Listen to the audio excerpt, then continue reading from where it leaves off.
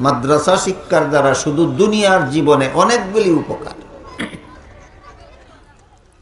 এর মধ্যে দুই একটা উপকারিতা আমি অতি সংক্ষেপে আপনাদের সামনে তুলে ধরছি। শুনুন,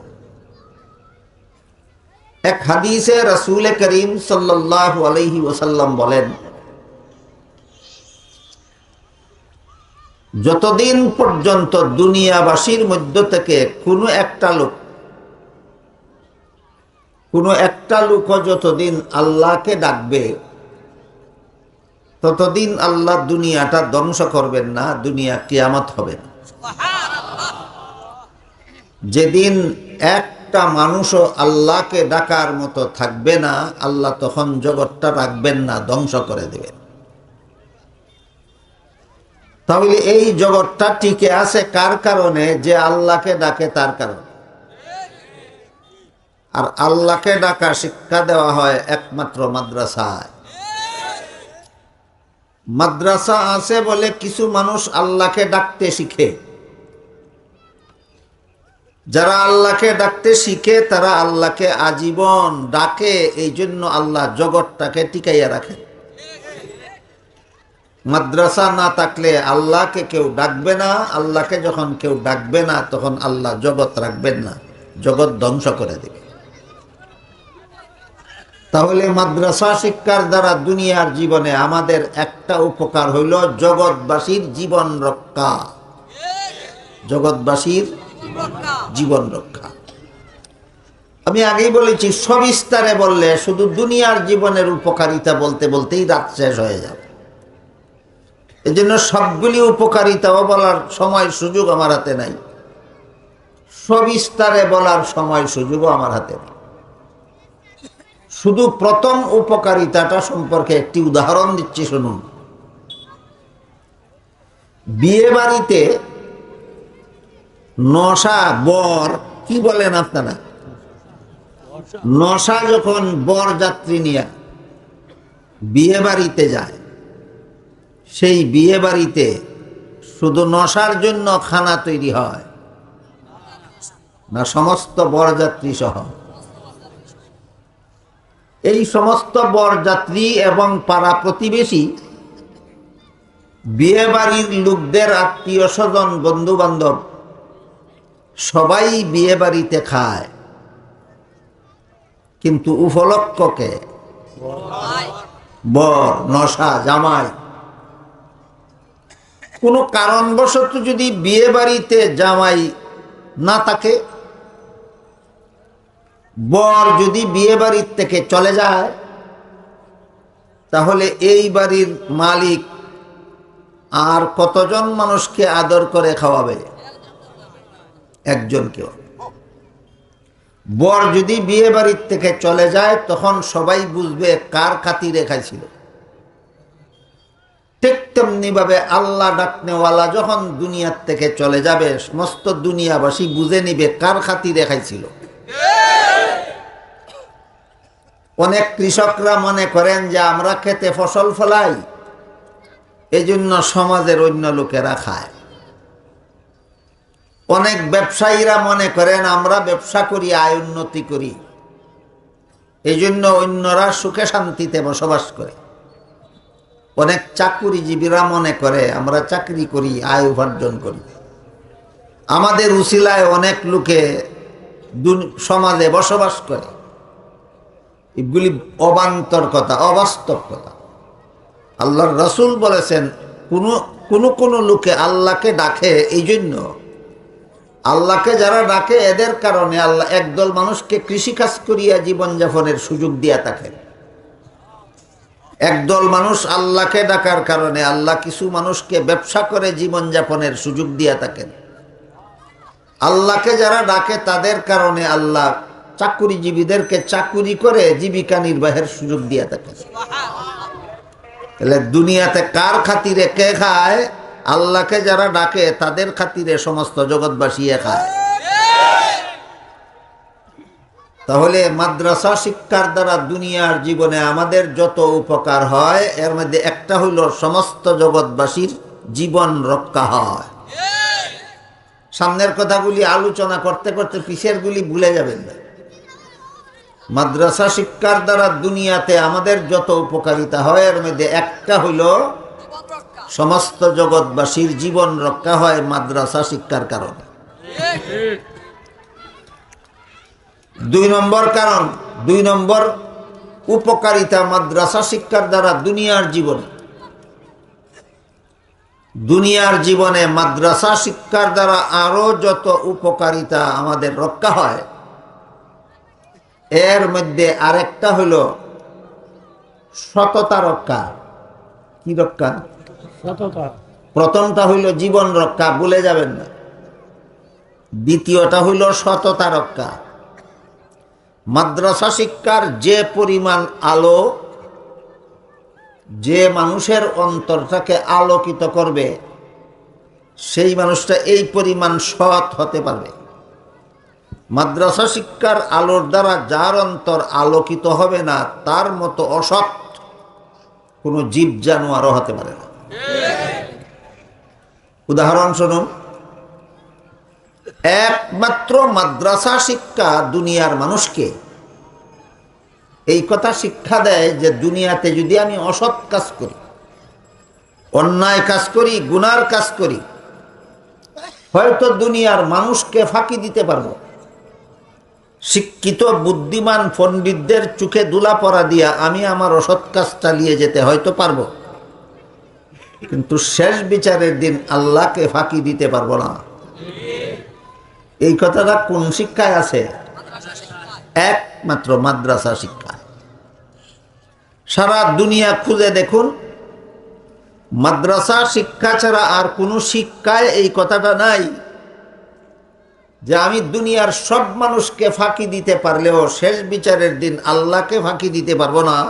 এই কথাটা মাদ্রাসা শিক্ষা ছাড়া দুনিয়ার আর কোনো শিক্ষার মধ্যে নাই। এই কথা যার অন্তরে নাই সে যত বড় শিক্ষিত হবে তত বড় অসৎ হতে বাধ্য হবে। যত বড় শিক্ষিত হবে তত বড় অসৎ হতে বাধ্য হবে। আর এই কথাটা যার অন্তরে থাকবে যে আমি যদি দুনিয়ার মানুষের সাথে ফাঁকিবাজি করি, দুনিয়ার মানুষের চোখে ধুলা পড়া দিয়ে আমি যদি অন্যায় কাজ চালু রাখি, তাহলে শেষ বিচারের দিন আল্লাহর কাছে কি জবাব দেব? এই কথাটা যার অন্তরে জাগ্রত থাকে সে কোনো রকমের অসৎ কাজ করার সাহস করতে পারে না। তাইলে মাদ্রাসা শিক্ষার দ্বারা দুনিয়াতে আমাদের 2 নম্বর উপকারিতাটা কি? সততা রক্ষা। সততা রক্ষা। এর একটা উদাহরণ দিচ্ছি, দেখুন। হযরত রাসূল করিম সাল্লাল্লাহু আলাইহি ওয়াসাল্লামের দ্বিতীয় খলিফা হযরত উমর ফারুক রাদিয়াল্লাহু আনহু মরুভূমির রাস্তা দিয়ে যাচ্ছিলেন, সাথে খাওয়ার মতো কিছু ছিল না। পেটে বড় খিদা লাগলো খলিফা উমরের। মরুভূমি হয়তো অনেকে বুঝেন না, অনেক বিশাল হাওর, যেই হাওরের মধ্যে শুধু বালু আর বালু ছাড়া আর কিছু নাই।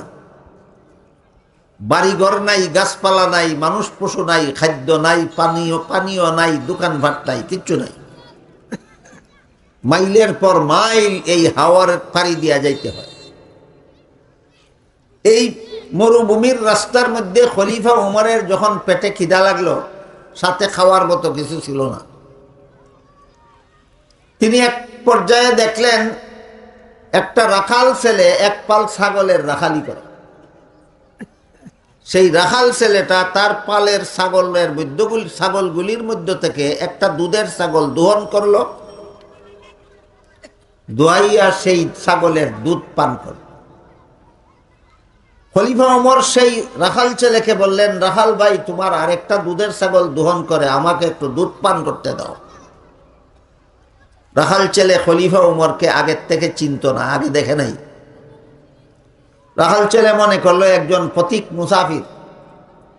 রাখাল ছেলে বলল, মুসাফির ভাই, এই ছাগলের পালের মালিক আমি না, আমি মালিকের বেতনভোগী চাকর। মাস শেষে যে নগদ টাকা পাই সেটাও আমার বেতন। রাখালি করার সময় যে একটা দুইটা ছাগল দহন করে তার দুধ পান করি সেটাও আমার বেতন। তুমি যেহেতু আমার মালিকের বেতনভোগী চাকর না, কাজেই তোমাকে আমি 1 ফোঁটা দুধও দিতে পারবো না।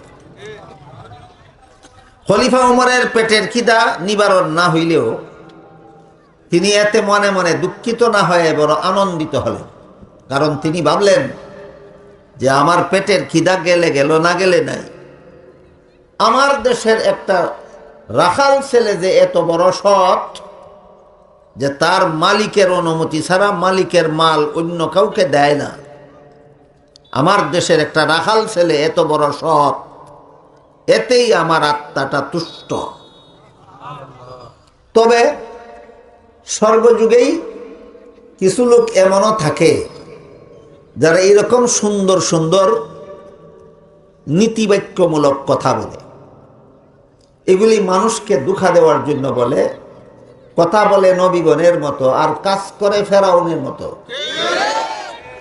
এই লোকটাও আমার সাথে এমন একটা বাটপারি করলো কিনা তাকে পরীক্ষা করা দরকার। খলিফা উমর রাখাল ছেলেকে পরীক্ষা করার জন্য বললেন, আচ্ছা ভাই, তুমি যদি বিনামূল্যে কোনো দুধ আমাকে না দাও তাহলে একটা দুধের ছাগল আমার কাছে বিক্রি করে ফেলে, এতে তোমারও উপকার হবে আমারও উপকার হবে। তোমার উপকার হবে, তুমি একটা ছাগলের মূল্য অতিরিক্ত পাবে, তোমার বেতনের চেয়ে অতিরিক্ত। আর আমার উপকার হবে, আমি এক্ষুনি সেই ছাগলটা কিনে ছাগলের দুধ দোহন করে পান করে আমার পেটের খিদা নিবারণ করতে পারে। রাখাল ছেলে বলল, মুসাফির মিয়া, তোমার কথা মতো যদি একটা দুধের ছাগল তোমার কাছে বিক্রি করে আমি বেতনের অতিরিক্ত এই টাকাগুলি আমি খরচ করে ফেলি, মালিক গণলে তো দেখবে ছাগল একটা কম, আমাকে জিজ্ঞাসা করবে ছাগল একটা কম কেন, তখন মালিককে কি জবাব দেব? মুসাফির বেশি খলিফা উমর রাখাল ছেলেকে বললেন, পরীক্ষা করার জন্য বললেন যে যদি জিজ্ঞাসা করে ছাগল একটা কম কেন, মালিককে তুমি জবাব দিবে ছাগল একটা বাঘে ধরে নিয়ে গেছে। ছাগল একটা যদি বাঘে ধরে নিয়ে যায়, রাখাল ছেলে ফিরাবার মতো কোনো ক্ষমতা রাখে না, কাজেই তুমি নির্দোষ। এই কথা বলার সাথে সাথে রাখাল ছেলে মুসাফির লোকটার উপর দারুণভাবে খেপল। বলল, এই বেটা দাঁড়া, আমি আমার মালিকের বিশ্বস্ত চাকর। আমি যদি মালিককে বলি ছাগল একটা বাঘে ধরে নিয়ে গেছে, আমাকে 100 বার বিশ্বাস করবে। কিন্তু তুই বল, শেষ বিচারের দিন আল্লাহ যখন জিজ্ঞাসা করবেন ছাগল একটা কি করছিলে, তখন কি জবাব দিব? আমি আপনাদের জিজ্ঞাসা করি, খলিফা উমরের ঘটনা যদি বুঝে থাকেন, খলিফা উমরের দেশের একটা রাখাল ছেলেও অসৎ ছিল না সৎ ছিল? মানুষকে এই ধরনের সৎ হতে সহযোগিতা করে কোন শিক্ষা? একমাত্র মাদ্রাসা শিক্ষা। মাদ্রাসা শিক্ষার বাতি যাদের অন্তরে জ্বলে না, মাদ্রাসা শিক্ষার পরশ যাদের অন্তরে লাগে না, মাদ্রাসা শিক্ষার ছোঁয়া যারা পায় না, এরা যত বড় শিক্ষিত হবে তত বড় দুর্নীতিবাজ হতে বাধ্য, তত বড় অসৎ হতে বাধ্য। গেল মাদ্রাসা শিক্ষার দ্বারা যে আমাদের দুনিয়ার জীবনে আমাদের সততা রক্ষা হয়, এর একটা উদাহরণ। শেষ বিচারের ভয় অন্তরে না থাকলে শিক্ষিত হলেও অসৎ হতে বাধ্য হয়, তার আর একটা উদাহরণ শুনুন। শেষ বিচারের ভয় যদি অন্তরে না থাকে, শিক্ষিত হইলে কোনো কাজ হবে না, সে যত বড় শিক্ষিত হবে তত বড় অসৎ হতে বাধ্য। এরও একটা উদাহরণ শুনুন। অনেক দিন আগে আমি একবার ব্রাহ্মণবাড়িয়ার থেকে সভা শেষ করে রেলে বাড়িতে আসার জন্য ব্রাহ্মণবাড়িয়া রেল স্টেশনে গিয়া দেখি আমার গাড়ি ছেড়ে দেয়, টিকিট বন্ধ। তাড়াহুড়া করে রেলগাড়িতে উঠলাম। রেলগাড়ির ভিতরে সরকারের বেতনভোগী কর্মচারী আছে যারা বিনা টিকিটে গাড়িতে চড়বে, তাদেরকে টিকিট বানাইয়া দিবে এবং বেতন ভাড়া আদায় করবে, গাড়ির ভাড়া আদায় করবে। আমি নিজেই তাকে বললাম, ভাই গাড়ি ছেড়ে দিল, আমি টিকিট করতে পারিনি, আমাকে একটা টিকিট বানিয়ে দেন, আর যা ভাড়া হয় আমার কাছ থেকে নিয়ে যান। তিনি বললেন, টিকিট বানিয়ে দেওয়া যাবে না, অথচ সরকারে তারা টিকিট বানিয়ে দেওয়ার জন্যই বেতন দেয়। আমি জিজ্ঞেস করলাম, টিকিট বানিয়ে দেওয়া যাবে না কেন? তিনি বললেন, টিকিট বানিয়ে দিলে শুধু ভাড়া দিলে হবে না, বিনা টিকিটে গাড়িতে চড়ার জরিমানাও দিতে হবে। আমি বললাম ভাড়াও দিব, জরিমানাও দিব, টিকিট বানিয়ে দেন। তখন তিনি বলেন আপনার জরিমানাও লাগবে না, ভাড়াও 16 আনা দিতে হবে না, টিকিট ছাড়া যা মনে চায় আমাকে দেয়া দেন। টিকিট ছাড়া যা মনে চায় তারে দেয়া দিলে এই পয়সাটা কি সরকারি তহবিলে যাবে না তার পকেটেই থাকবে? লোকটা সৎ না অসৎ? একটা অশিক্ষিত অসৎ লোকের সরকারে চাকুরি দিছিল না শিক্ষিত? শিক্ষিত লোকটা অসৎ হইল কেন? শেষ বিচারের ভয় নাই, মাদ্রাসা শিক্ষার ছোঁয়া লাগে না তার অন্তরে। মাদ্রাসা শিক্ষার পরশ পায়নি সে। একমাত্র মাদ্রাসায় সর্বস্তরের মানুষকে এই শিক্ষা দেওয়া হয় যে দুনিয়াতে যত অসৎ কাজ করবে, যত দুর্নীতি করবে, যত জালিয়াতি করবে, যত চক্রান্ত করবে, যত বাটপানি করবে, শেষ বিচারের দিন আল্লাহর কাছে জবাব দিতে হবে। এটা কোন প্রতিষ্ঠানের শিক্ষা? একমাত্র মাদ্রাসার শিক্ষা। গেল মাদ্রাসা শিক্ষার দ্বারা দুনিয়াতে আমরা যত উপকারিতা লাভ করি এর 2 নম্বর। 1 নম্বরটা কি ছিল? জীবন রক্ষা, সমস্ত জগৎবাসীর জীবন রক্ষা।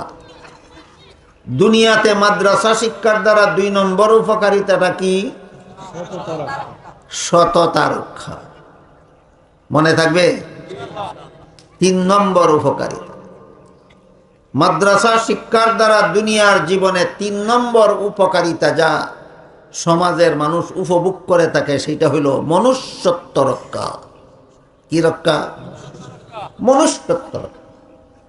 মাদ্রাসা শিক্ষার ছোঁয়া যাদের অন্তরে লাগে না এরা মানুষ হতে পারে না, এরা মানুষ রূপী জানোয়ার হয়। তাও কিভাবে একটু লক্ষ্য করুন। মাদ্রাসা শিক্ষা তথা ইসলামী শিক্ষার মধ্যেই এই কথাটা উল্লেখ আছে যে বিয়ে ছাড়া সন্তান জন্ম দেওয়া হারাম। বিয়ে ছাড়া সন্তান জন্ম দেওয়া হারাম। এই কথাটা যদি কেউ মানে না, বিয়ে ছাড়া সন্তান জন্ম দেওয়া হারাম মানে না, সে বিয়ে ছাড়াই সন্তান জন্ম দেওয়াকে হালাল মনে করে, সেও মানুষ থাকে না জানোয়ার। তাহলে বিয়ে ছাড়া সন্তান জন্ম দেওয়া হারাম এই নীতিটা গরু ছাগলের জন্য না কুকুর শিগালের জন্য না জীব জানোয়ারের জন্য না একমাত্র মানুষের জন্য?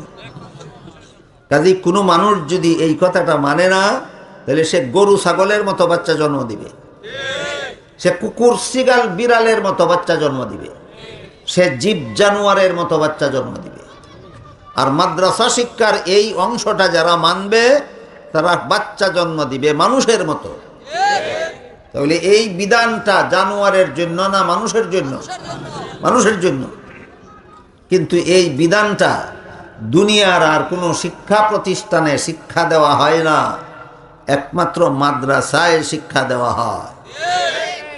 বলুন আপনারা আমার কথা বুঝে থাকলে, বিয়ে ছাড়া সন্তান জন্ম দেওয়া হারাম এই শিক্ষাটা কোন প্রতিষ্ঠানে দেওয়া হয়? একমাত্র মাদ্রাসায়। আপনারা খুঁজে দেখুন, আমাদের দেশে যত প্রাইমারি স্কুল আছে, আমাদের দেশে যত হাই স্কুল আছে, আমাদের দেশে যত কলেজ ভার্সিটি আছে, সেইগুলিতে যত পাঠ্য তালিকাভুক্ত বই পুস্তক আছে, কোনো একটা বইয়ে লেখা নাই বিয়ে ছাড়া সন্তান জন্ম দেওয়া হারাম।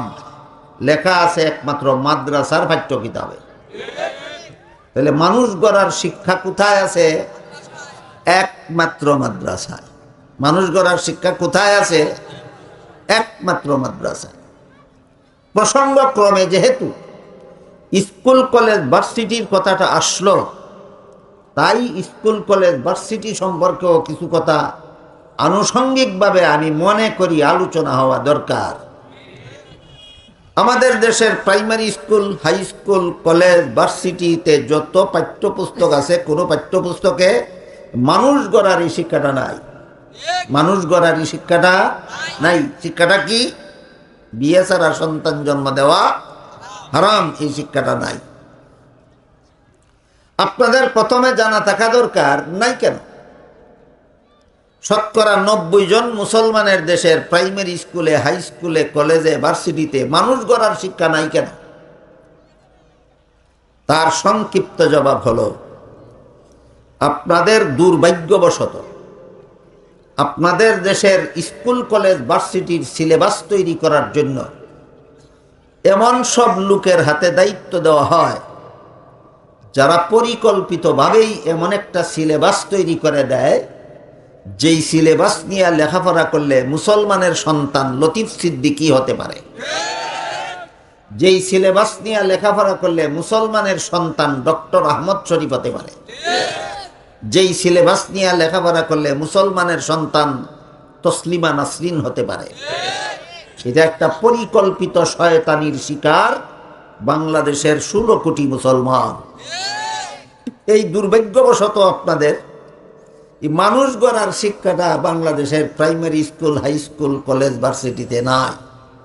তারপরও বাংলাদেশের স্কুল, কলেজ, ভার্সিটিতে মাদ্রাসা শিক্ষার প্রভাব কত সুদূর প্রসারী তার একটা সার্ভে রিপোর্ট আমি আপনাদের সামনে তুলে ধরতে চাই। এত সত্ত্বেও মানুষ গড়ার এই শিক্ষাটা না আছে প্রাইমারি কোনো স্কুলে, না আছে কোনো হাই স্কুলে, না আছে কোনো কলেজে, না আছে কোনো ভার্সিটিতে।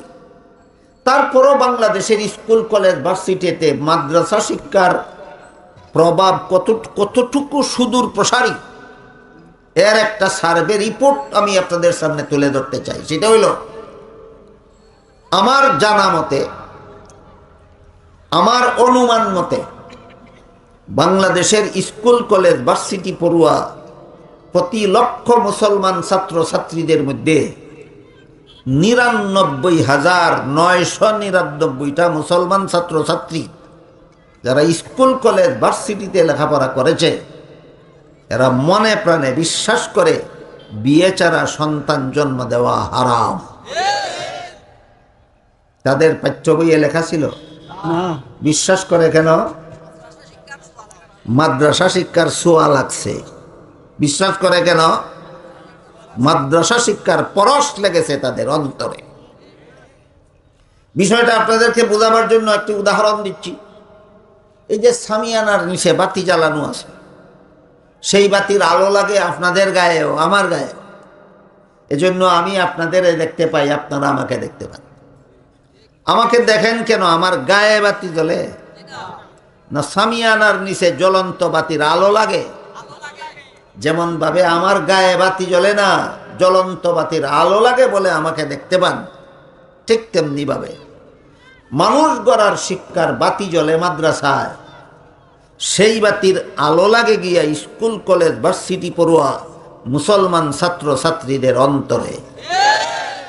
এই জন্য স্কুলে লেখাপড়া করেছে, কলেজে লেখাপড়া করেছে, ভার্সিটিতে লেখাপড়া করেছে, জীবনে কোনোদিন তাদের কোনো শিক্ষা প্রতিষ্ঠানের পাঠ্য বইয়ে বিয়ে ছাড়া সন্তান জন্ম দেওয়া হারাম কথাটা লেখা পায়নি। তারপরও মনে প্রাণে বিশ্বাস করে কেন?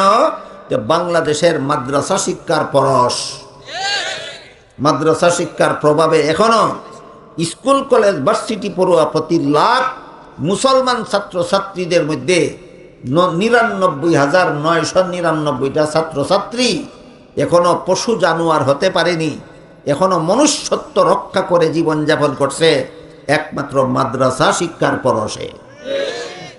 তাহলে মাদ্রাসা শিক্ষার দুনিয়াতে মাদ্রাসা শিক্ষার 3 নম্বর উপকারিতা কি? মনুষ্যত্ব রক্ষা। 3 নম্বর উপকারিতাটা কি? মনুষ্যত্ব রক্ষা। 1 নম্বর কি ছিল? সমস্ত জগৎবাসীর জীবন রক্ষা। 2 নম্বর কি ছিল? মানুষের সততা রক্ষা। 3 নম্বর উপকারিতাটা কি? মনুষ্যত্ব রক্ষা। আমি তো আশা করি আমার কথাগুলি বুঝে থাকলে আপনাদেরকে আর বুঝাবার দরকার হবে না যে মাদ্রাসা শিক্ষার দ্বারা দুনিয়াতে আমাদের যত বড় উপকারগুলি হয়, দুনিয়ার আর কোনো শিক্ষার দ্বারা দুনিয়ার জীবনে এতগুলি উপকার হয় না। মাদ্রাসা শিক্ষার দ্বারা আখেরাতের কথা পরে ভাববেন, আগে দুনিয়ার কথা ভাবুন। আখেরাতের কথা পরে বুঝবেন, আগে দুনিয়ার কথা বলুন। মাদ্রাসা শিক্ষার দ্বারা দুনিয়াতে আমাদের যত বড় বড় উপকারগুলি হয়, এত বড় একটি উপকারও মাদ্রাসা শিক্ষা ছাড়া আর কোনো শিক্ষার দ্বারা হয় না। কত নম্বর গেল? 3 নম্বর। মাদ্রাসা শিক্ষার 4 নম্বর উপকারিতা। মাদ্রাসা শিক্ষার দুনিয়াতে মাদ্রাসা শিক্ষার 4 নম্বর উপকারিতা হলো আমাদের চরিত্র রক্ষা। কি রক্ষা? চরিত্র রক্ষা। চরিত্র রক্ষা কিভাবে? একমাত্র মাদ্রাসা শিক্ষায় উল্লেখ আছে ভিন্ন নারী ভিন্ন পুরুষের মধ্যে পর্দা রক্ষা করা ফরজ। কি রক্ষা করা ফরজ? পর্দা রক্ষা করা ফরজ। এই পর্দার বিধান একমাত্র মাদ্রাসায় শিক্ষা দেওয়া হয়। মাদ্রাসা ছাড়া দুনিয়ার আর কোনো শিক্ষা প্রতিষ্ঠানে পর্দার বিধান তো শিক্ষা দেওয়া হয় না, পর্দার বিরুদ্ধে বিশুদ্ধার শিক্ষা দেওয়া হয়। পর্দার বিরুদ্ধে নিন্দা আর তিরস্কার শিক্ষা দেওয়া হয়। বলা হয় মোল্লারা নারীদেরকে কালো কাপড়ে প্যাকেট করে ফেলেছে। কালো কাপড়ের প্যাকেট, বুরকাকে তারা তিরস্কার করে বলে কালো কাপড়ের প্যাকেট। মোল্লাদের কথায় যারা মহিলাদেরকে রাস্তায় বের হওয়ার সময় বুরকা পড়তে দেয়, এদেরকে বলে মোল্লাদের কথায় মহিলাদেরকে কালো কাপড়ের প্যাকেটে প্যাকেট করে ফেলেছে। এটা কি বুরকার প্রতি শ্রদ্ধা জানিয়ে বলা হয় না তিরস্কার করে বলা হয়? এই পর্দার ফসল মাদ্রাসা শিক্ষা একমাত্র মাদ্রাসা শিক্ষা মুসলমানদেরকে যে পর্দার বিধান শিক্ষা দেয়, এই পর্দা বিধানের ফসলটা বোঝার জন্য এবার আমি আপনাদেরকে বাংলাদেশের মুসলমানের চরিত্র এবং যেই সব দেশে পর্দার লেশ মাত্র নাই, পর্দা মানবে দূরের কথা, পর্দার বিরুদ্ধে শুধু বিশুদ্ধার করে, তাদের দেশের পুরুষ মহিলাদের চরিত্রের একটা চিত্র তুলে ধরতে চাই। এর মাধ্যমে বুঝতে পারবেন পর্দার কি পরিমাণ সুফল এখনো আপনারা বাংলাদেশে ভোগ করতেছেন, আর পর্দা লঙ্ঘনের কি পরিমাণ কুফল এই পর্দার শত্রুরা ভোগ করতেছে। বিশেষ করে বর্তমান দুনিয়াতে যত ইহুদি খ্রিস্টানের দেশ আছে, এই সমস্ত দেশে পর্দার নাম গন্ধও নাই। তারা পর্দার বিরুদ্ধে সর্বদা তিরস্কার করে, পর্দার বিরুদ্ধে নিন্দাবাদ করে, পর্দার বিরুদ্ধে বিশুদ্ধার করে। তাদের দেশের মহিলারা পুরুষের মতো পথে ঘাটে হাটে মাঠে শহরে বন্দরে যেখানে সেখানে বেপর্দা অবস্থায় বিচরণ করে, চলাফেরা করে, ঘোরাফেরা করে। এর অনিবার্য পরিণতিতে তাদের দেশের পুরুষরা তাদের দেশের মহিলাদের সতীত্ব পথে ঘাটে লুটে নিয়ে গেছে, পথে ঘাটে লুটে নিয়ে গেছে। পরিস্থিতি এমন দাঁড়াইছে যে তাদের দেশে এখন কোনো মানুষের সন্তান জন্ম হইলে সরকারিভাবে আইন আছে, সরকারি অফিসে নূতন সন্তানের জন্ম নিবন্ধন করতে হয়। কিন্তু সন্তানের জন্ম যখন নিবন্ধন করতে যায়, সন্তানের বাবার পরিচয় দিতে পারে না, মায়ের নামে সন্তানের জন্ম নিবন্ধন হয়। আমার কথা বুঝে থাকলে বলুন তো, ইহুদি খ্রিস্টানদের দেশে বর্তমান দুনিয়াতে সন্তানের জন্ম নিবন্ধন বাবার নামে হয় না মায়ের নামে হয়? তার কারণ হলো বিয়ের আগেই একটা মহিলা যেখানে সেখানে চলাফেরা করে, এক রাত্রি একটা হোটেলে একটা পুরুষের সাথে যাপন করে, আর এক রাত্রি একটা ক্লাবে আর একটা পুরুষের সাথে রাত্রি যাপন করে। এই মহিলাটা আর একটা পার্কে আরেক পুরুষের সাথে রাত্রি যাপন করে। এই মহিলাটা আরেক রাত্রে সমুদ্র সৈকতে আরেকটা পুরুষের সাথে রাত্রি যাপন করে। এই মহিলাটা আরেক রাত্রিতে আরেকটা পুরুষের সাথে জঙ্গলে রাত্রি যাপন করে। কোন পুরুষের সাথে রাত্রি যাপন করার কারণে এই অবিবাহিত মহিলাটার গর্ভে সন্তান আসলো, সে নিজেই জানে না, বাপের নাম আর কে বলবে। মায়ের পেটে, বিয়ার আগেই মেয়ের পেটে সন্তান আসলো কোন পুরুষের সাথে রাত্রি যাপন করার কারণে, এটা বাচ্চার মায়ে নিজেই জানে না। এমত অবস্থায় বাপের নাম আর কে জানবে? এই জন্য তাদের দেশে সন্তানের জন্ম নিবন্ধন বাপের নামে হয় না, মায়ের নামে হয়। কিসের ফসল? কিসের ফসল? বেপরদা চালচলনের ফসল। সেই তুলনায় এখনো পর্যন্ত বাংলাদেশের মুসলমানের মধ্যে কিছু না কিছু পর্দা আছে, কিছু না কিছু পর্দা আছে। যদিও লাখের মধ্যে, কোটির মধ্যে অজ্ঞাত কোনো সন্তান একটা দুইটা হয়তো কোনো না কোনো সময় জন্ম হয়ে যেতে পারে। তা না হইলে এখনো পর্যন্ত বাংলাদেশের প্রত্যেকটা মুসলমানের সন্তানের বাপ চিহ্নিত থাকে, বাপের সাথে মায়ের বিয়ে হয় এবং বিয়ের কারণেই সন্তানটা জন্ম হয়। এই জন্য বাংলাদেশের সরকারি অফিসে সন্তানের জন্ম নিবন্ধন এখনো বাপের নামে হতে পারে। কোন শিক্ষার ফসল? মাদ্রাসা শিক্ষার ফসল। তাহলে কি প্রমাণ হইল? মাদ্রাসা শিক্ষার দ্বারা দুনিয়ার জীবনে আমাদের 4 নম্বর উপকারিতাটা কি? চরিত্র রক্ষা। তাদের চরিত্র ধ্বংস হয়ে গেছে। মাদ্রাসা শিক্ষার ছোঁয়া যাদের দেশে নাই, যারা পর্দা পালন করবে দূরের কথা, পর্দার বিরুদ্ধে বিশুদ্ধার করে, তাদের দেশে পুরুষের চরিত্র আর নারীদের সতীত্ব ভুলুণ্ঠিত হয়ে গেছে।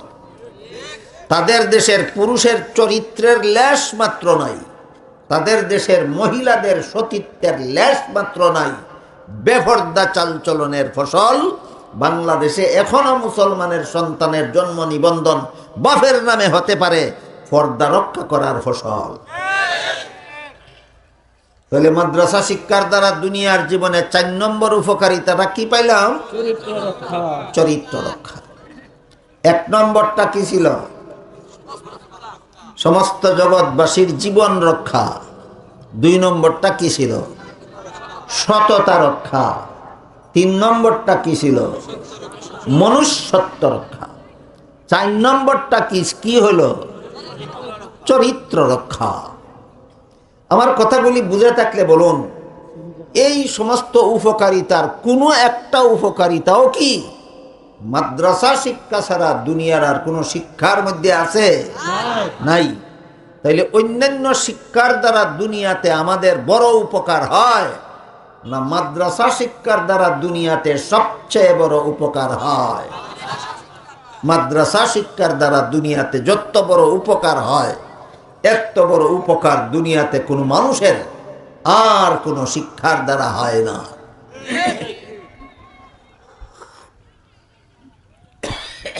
এই জন্য হাদিস শরীফে রাসূল করিম সাল্লাল্লাহু আলাইহি ওয়াসাল্লাম বলেন, তলাবুল ইলমি ফারিদাতুন আলা কুল্লি মুসলিম।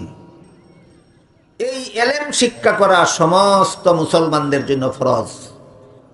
যে ইলমের দ্বারা আমাদের প্রাণ রক্ষা হয়, জীবন রক্ষা হয়, যে ইলমের দ্বারা আমাদের সততা রক্ষা হয়, যে ইলমের দ্বারা আমাদের মনুষ্যত্ব রক্ষা হয়, যে ইলমের দ্বারা আমাদের চরিত্র রক্ষা হয়, এই ইলম শিক্ষা করা নফল হওয়া দরকার ছিল না ফরজ হওয়া দরকার ছিল? রাসূল ১৫০০ বছর আগে বলে গেছেন, এই শিক্ষা গ্রহণ করা তোমাদের জন্য ফরজ। ভিন্ন হাদিসে রাসূল করিম সাল্লাল্লাহু আলাইহি ওয়াসাল্লাম বলেন, খায়রুকুম মান তাআল্লামাল কুরআন ওয়া আল্লামাহ।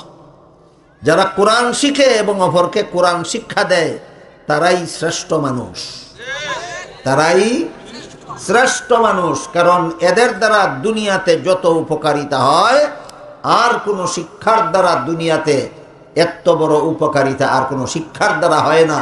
তাই যারা কোরআন শিখে তারা শ্রেষ্ঠ মানুষ, যারা কোরআন শিক্ষা দেয় তারা শ্রেষ্ঠ মানুষ।